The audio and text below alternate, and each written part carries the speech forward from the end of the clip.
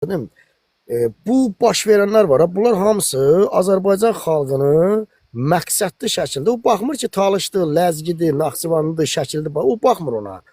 Bunlar məqsədli şəkildə Azərbaycan xalqını bütövlükdə məhvi üçün gəlibdir. Talışın da, Naxçıvanlının da, Ləzginin də başını fərq eləmir. O baxmır, ağa, boza, milliyyətinə, dininə heç vaxt baxmır. And olsun Allaha.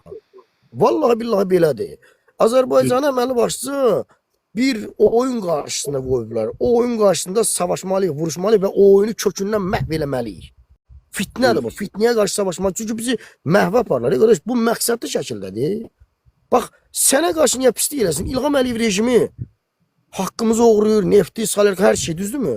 Bəs yaxşı, əlimizdəkini niyə əlimizdən alır? Məqsəd nədir? Bu qədər cərmələr niyə olsun ki? Cərmələr sənin, mənim millətin cibinə girməkdir. Niyə? Sənə verir. Çünki sən bayaq dedim, mən səhər bir dostumuzla danışdım. Evi var idi, işləyib bir balaca biznes qurub. Ne olar ki, insanda ne olar? Azərbaycan evlatları biznes qurmamalıdır. Sən ki, biznes sahibi olmazsa, xırda da olsa. Bir 5 nəfərə çörək verməlisən. Belə olur da, necə olmalıdır ki? Hər yerdə belədir. Yəni, sən artıra bilmirsən, sənin cibinə girirlər ki, sən yüksələ bilmərsən, irəli gedə bilmərsən, irəli geçsən, sən en azından bir siyasiləşərsən, bir oyanarsan, bir vəziyyəti başa düşərsən, sənin başın qarışmalıdır. Ancaq işləyib pul qazanıb, nə bilim, uşağımın gələcəyi, ev tikdirim, onu eləyim, ancaq buna başın qarışır. Sən Azərbaycan xalqının gələcəyini düşünməməlisən sən. Bitdi. Səni bu belə şikəst qoyurlar. Məqsədli şəkildə Azərbaycan xalqının məhvi üçün, soyunun, kökünün kəsilməsi üçün əllərindən gələni eləyir bu rejim. Hamıya aiddir. Nəinki Naxçıvanı, nəinki Cəllabad, hamıya.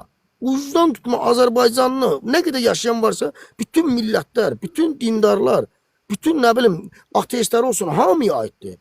Bu rejim elə bir mundar alçaq rejimdir ki, sənin mənim gözümün yaşına baxmır. Bizi məhv eləmək üçün gəlir. Başa düşdü dostlar, qardaşlar. Bu günləri sənin qazilərin öz medalını satır.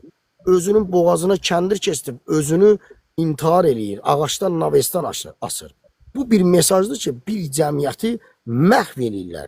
Bir cəmiyyətin qazisi əgər hüquqsuz qalıbdırsa, onun hüquqları müdafiə olunmursa, o cəmiyyət işğal olubdur. O cəmiyyət işğala qarşı savaşmalıdır. O cəmiyyət işğaldan xilas olmalıdır, azad olmalıdır. Anlayın, başa düşün. Saməddin bəy, məsələ budur. Bizi işğal eləyiblər, bizi məqsədli şəkildə məhv eləyirlər. Səni də məni, qardaş, mənim 40 yaşım var, evlənməmişəm.